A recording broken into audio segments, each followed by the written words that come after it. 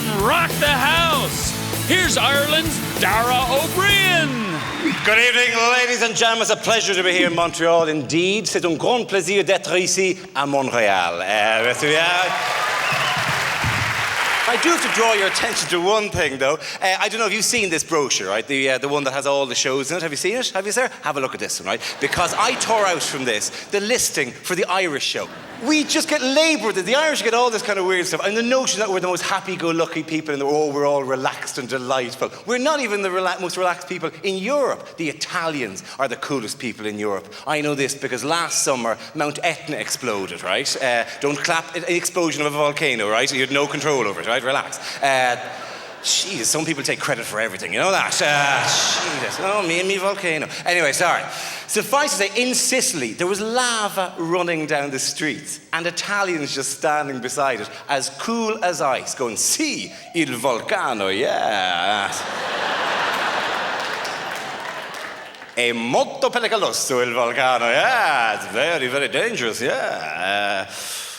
Momento. Okay.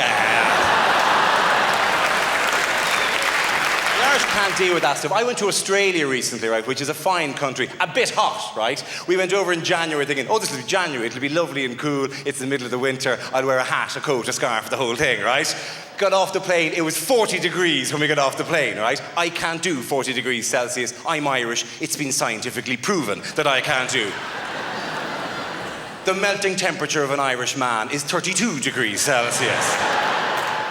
We can't do snow either. The cold country stops at snow. You're great. I love the way snow comes, you burrow underneath the city, right? That's fantastic. Every winter, all of Montreal just disappears into tunnels underneath the city. Do you fill your cheeks with nuts and berries as well when you're doing it?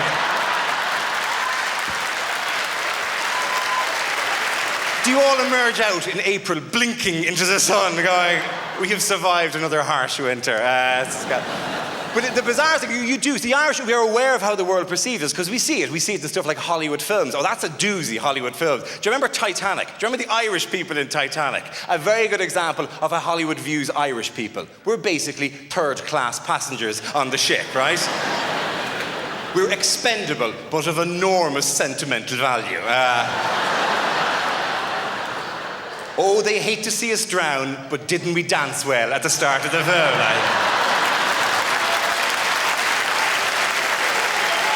And it does. But the only thing is, for all I say about people giving out about Irish, right? Irish people and the whole kind of we're all shamrocks and drinking and potatoes and all that kind of nonsense, right? To be fair, the only one who we do play it up, we're whores of the highest order because we know this, right? We know you have a bizarre view, and particularly down there, they have a ridiculous view of us, right? Really sentimental, right? And all Irish people play that up. The minute they arrive into America in particular, if they're working, doesn't know what they're doing, we develop the thickest Irish accent in the world, right? Because you're thinking, hang on, this will be good for tips, right?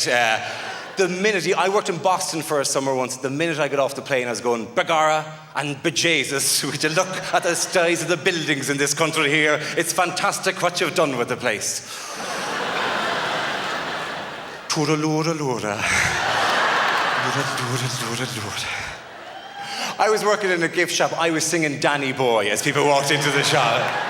The pipes are calling from glen to glen and down the mountainside. Give us $1, you fat bastard, come on.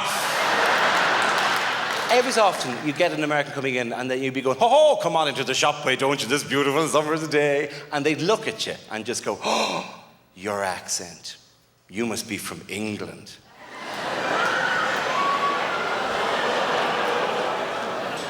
Which, if you've been reading the newspapers in the last 80 years or so, right? You'll have noticed that we don't like that as a title, We Fought Wars, right? But rather than get tetchy or nationalistic or childish about the whole thing, we had a far better plan, right? So that it would happen once a day, an American would come in and go, oh, your accent, you must be from Britain. And every time it did, we'd just look at them and go, no, I'm Irish. But that's okay, all you Mexicans make the same mistake.